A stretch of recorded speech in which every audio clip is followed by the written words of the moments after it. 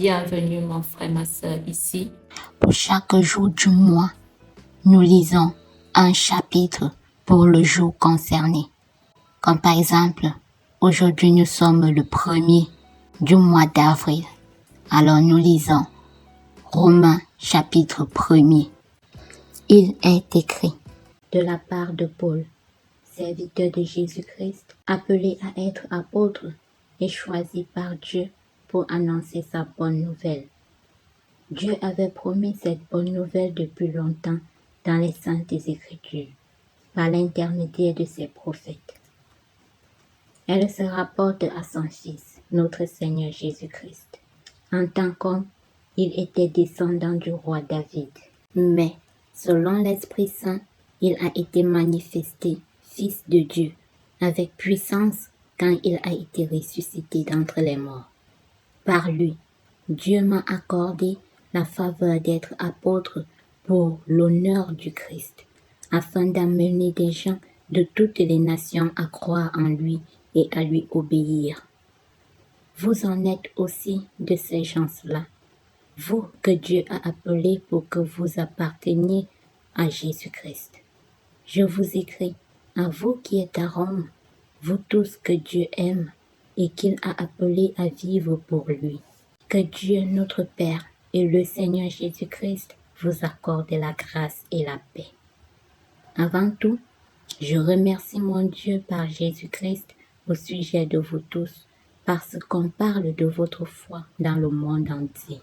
Dieu sait que je dis vrai, lui que je sers de tout mon cœur en annonçant la bonne nouvelle qui concerne son Fils. Il sait que je pense sans cesse à vous toutes les fois que je prie. Je demande à Dieu que si telle est sa volonté, il me soit enfin possible de me rendre chez vous.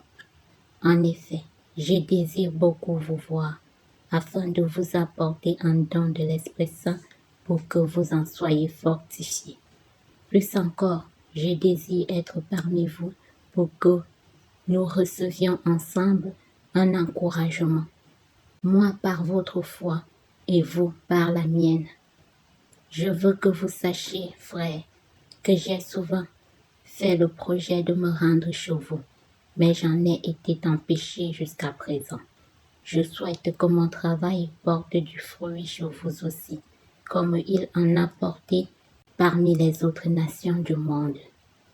C'est mon devoir d'aller auprès de tous, les civilisés comme les non-civilisés, les gens instruits comme les ignorants.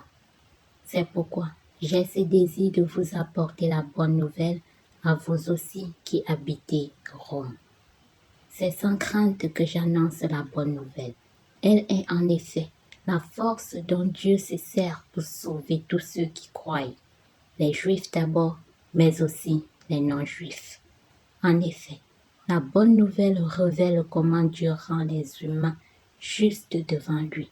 C'est par la foi seule, du commencement à la fin. Comme l'affirme l'Écriture, celui qui est juste par la foi vivra. Du haut du ciel, Dieu manifeste sa colère contre tout péché et tout mal commis par les humains qui, par leurs mauvaises actions, étouffent la vérité. Et pourtant, ce qu'on peut connaître de Dieu est clair pour tous. Dieu lui-même le leur a montré clairement.